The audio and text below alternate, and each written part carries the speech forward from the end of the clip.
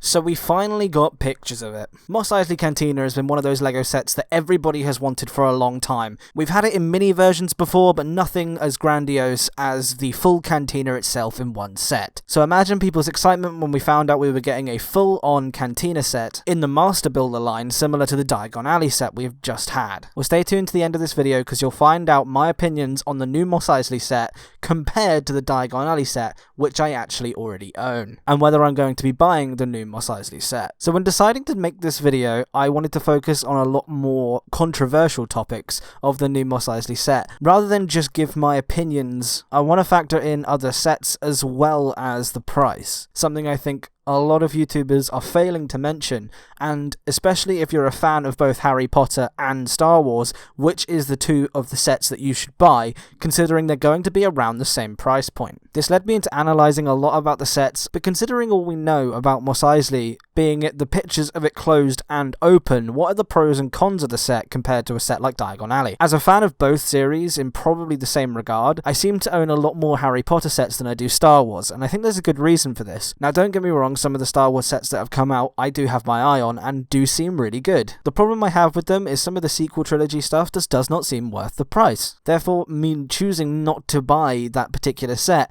I'm probably opting for a cheaper or Harry Potter set, considering I like that theme as well. This has probably led to me owning more Harry Potter sets than it does Star Wars, just because I believe personally that none of the Star Wars sets interest me at the moment, and the ones that do, I believe, are slightly more overpriced than others. General Grievous Starfighter.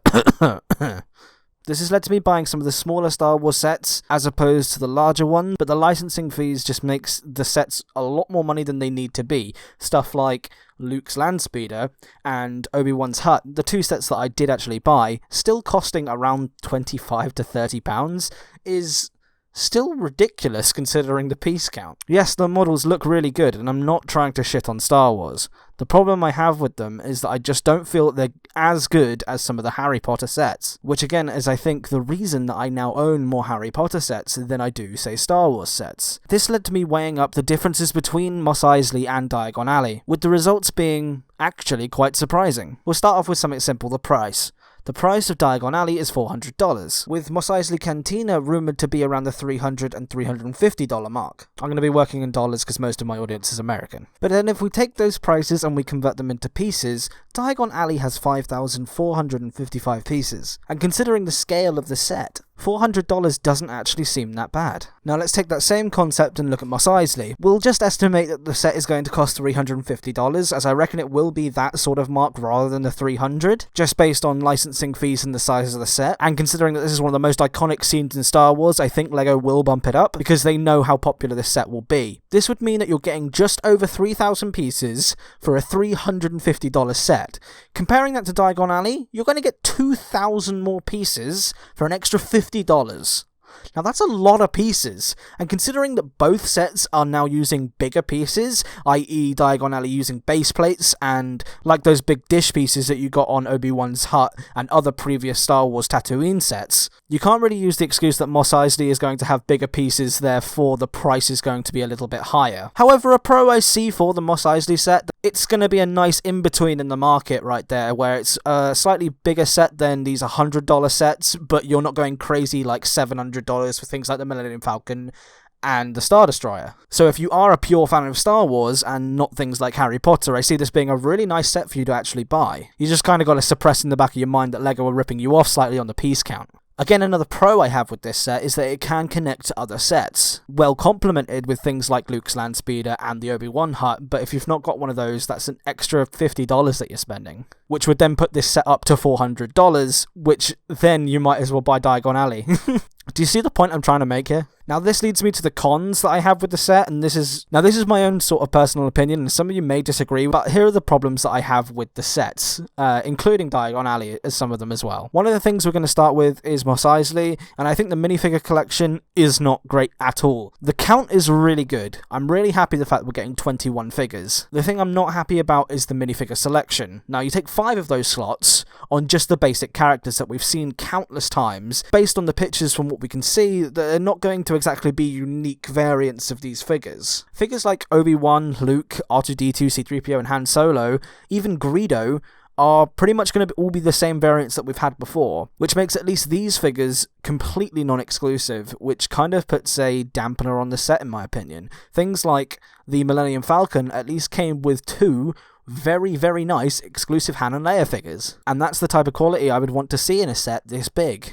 And one of the things about models like this is it would be really good to display lots of figures in it, and unfortunately they give you 21, but that's just not going to be enough, in my opinion, to populate the set. You'd need to add more. Whereas the difference with Diagon Alley is you can fill it full of the CMFs that LEGO have released. It's also a lot easier to make your own wizarding outfits, because there's a lot more casual clothes with stuff like wizard hats and spare ones that you get with every CMF to fill your Diagon Alley set and populate it more. So if you're displaying it, I think the Diagon Alley set would look a lot better than something like Mos Eisley. And that brings me over to display. Displaying Mos Eisley is going to be a bitch. Based on the pictures that we've had, I don't think Mos Eisley is going to be a great display set unless you're displaying it similarly to the Millennium Falcon, aka in a coffee table. You can even buy dedicated stands at the moment propping up the ship, keeping it at an angle which takes up less room for your displays, so you can fit more in a display. Or you can do what most people do and put it in a coffee table. Now unfortunately, I see Mos Eisley going this way, because of the way that it opens up. It looks like it opens with 2 side sections and then a big section coming out the middle. I just don't think this was wise for display purposes, as most people's shelves are not going to accommodate this space, meaning you'd have to display it closed, which I don't believe is as interesting as displaying it open, or you're going to have to modify the set so you can display the bar on either side of the walls.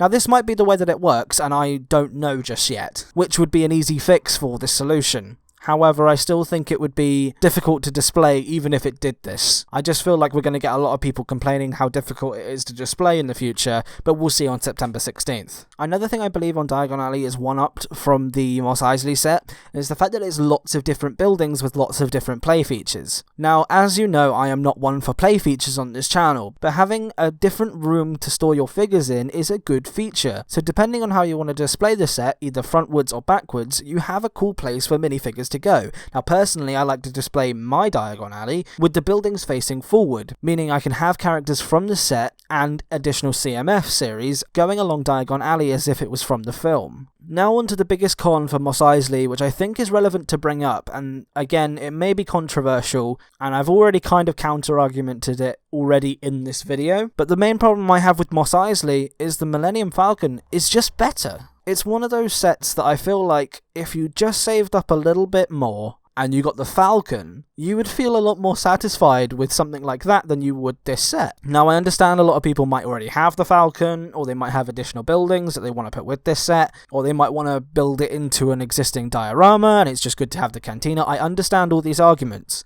However, on the basis if you had none of these sets, and you're debating which one to go for, if you're a main Star Wars fan and you don't care about Diagon Alley, I still think if you were saving up, then you go for the Millennium Falcon. The Millennium Falcon is the most iconic ship in Star Wars. The piece count is phenomenal, being over 6,000. Granted, yes, it's a $650 set at this point, but then if you're planning on paying $350 for a set, it means that you are dedicated to LEGO, so I don't think it's too out there that you wouldn't want that set instead. Granted, if you can't buy the Millennium Falcon where you are, or if you just don't like the ship, again, this is a great set to get. I just feel so on the fence about Mos Eisley that I just don't know whether it's going to be worth anybody's fucking money. And now the conclusion of this really messy video. My personal opinions, and whether I'm going to buy it. It's a tough one. Like I said, I'm so on the fence about this set. I don't know whether I love it to bits or I hate it, and I don't want to buy it at all. It's one of those sets where I feel like it's so iconic to the films, but they already have a ship that's more iconic. Granted, if it's retiring this year, which if the rumours are true, this set will replace that, and I just don't think it would sell as well as something like the Millennium Falcon. Everybody knows it's going to sell better than the Star Destroyer, because the Star Destroyer was shit. Nobody wants to build a light bluish grey triangle, even if it is an iconic ship. The Millennium Falcon was just better. It had an interior, it had play features, and I get that this set will have that too, but I just feel like the ship was better. in almost every way. But granted, it is in another price bracket, so you could see the counterpoint for that. Diagon Alley is one of those sets that I already own because I love the Harry Potter franchise. It seemed like a great set to get for $400, being that the piece count surpasses the price per part ratio, and the fact that you get 15 minifigures, 4 base plates, and some quite large pieces in the set. I just feel like it was worth the money, even with the licensing fees that they probably had to pay to Warner Brothers. The price of Star Wars LEGO is just getting higher and higher, and I don't know if that's just due to licensing fees, or the fact that LEGO want to try and get more money out of Star Wars because Star Wars is in such a decline at the moment. It's got me very confused, and I don't really know how to feel about this set. I understand the licensing fees are probably a lot on this set. It's a really, really iconic scene from Star Wars. They know it will sell well, and that's probably the reason that it's the price that it is. But for 3,000 pieces, at $350, again, if it's at $300, this may change some things in my opinion, because it would be a cheaper set, but then I still feel like maybe the Millennium Falcon would still be better. I don't know. Like I say, I'm so on the fence about this set. It's just led me to believe that if you're a fan of Star Wars and Star Wars only, if you don't already have the Falcon, then maybe this set is actually worth buying.